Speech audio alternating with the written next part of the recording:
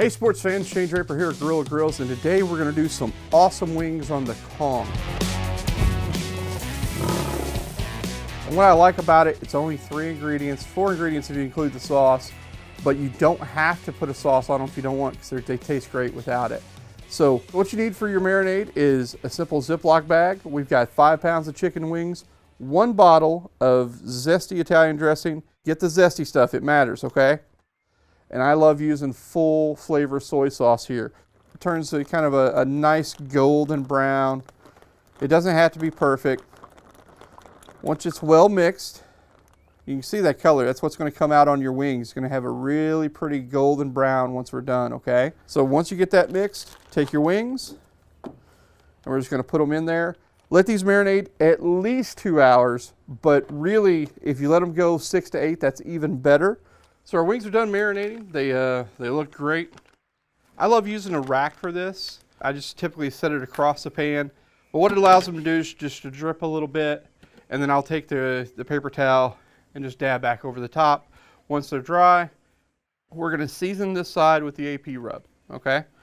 Once we get to the Kong, as we take these off, we will put them rub side down, and once we get them all laid out, we'll season that top side. So we set up our Kong about 45 minutes ago. We're doing indirect cooking for these wings because I don't want them to burn early. I want them to kind of cook slowly, and if we want to apply the heat at the end to crisp them up, we certainly can. Let's get our wings on here. Let's hit these with a little bit of AP rub. Now I like quite a bit of rub on my wings. In fact, I like dry wings. They don't necessarily need a sauce, so I'm pretty heavy with rub when it comes to my chicken wings. You don't have to be, you can lightly rub them. So we got these all seasoned up. You can close the lid. We're going to check on them here in about every 20 minutes. You may have to flip them. You're looking for an internal temperature of 180 to 185 degrees on each of these wings. And you got to check every one. Don't cheat that step. Got to check every one. Can't guarantee that the one in the middle is done just because the ones on the outside are done. Every one of these wings has got to be 185 to avoid our friend Mr. Salmonella. We're going to sauce them with our latest sauce, Kongo Kick. It's everything that Thick and Bold is, but it's got just a bit more heat to it. We're gonna give these another 15-20 minutes. We're gonna check them. We may decide to go ahead and sauce them again, but we're gonna let this sauce sit really good because we're probably gonna go ahead and flip these and sauce the other side when we come back in. All right, so you'll notice the diffuser, we pulled it out. Just need to top off the charcoal. We've been cooking on this all day.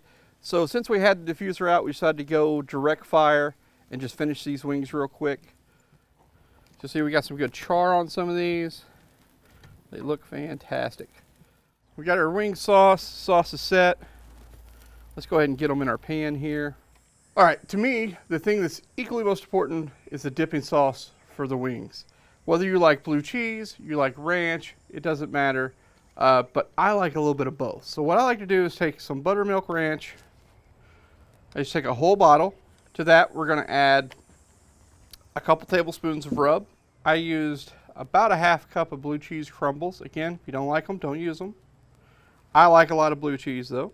And then you take about a 1/4 cup of your Kongo Kick and you add it in there. And what you end up with is a barbecue ranch blue cheese sauce. And there you have it.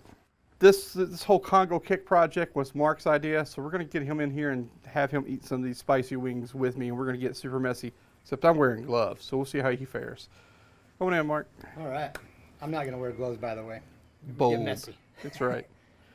All right. I talked earlier, I like a little bit of spicy wings, but not too much where my head starts pouring, my bald head, so let's dig in. Yeah, see what happens. I'm going to go for this one. I'm going to try without the dip first. That's a good idea.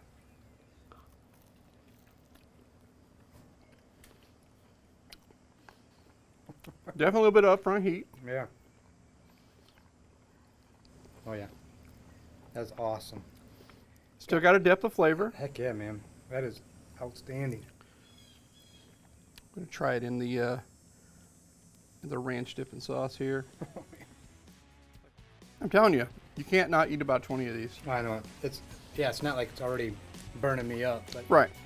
I start feeling it, the pores opening up on top, and the ranch sauce cools you down just a little bit, little bit of funk from the blue cheese, which I love.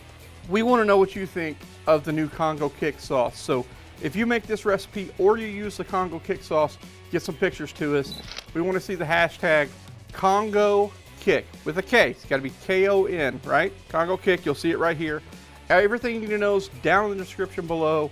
You have 3 weeks from the day this is posted, and you're going to win the infamous Kongo Kick. And we know you're going to enjoy it. If you like thick and bold, but you wanted it just a little spicy, a little more risky, Kongo Kick is where it's at. All right, so I'm Shane Draper. This is Mark Graham. Mark Graham. We are Grilla Grills, and we appreciate you stopping by to check us out.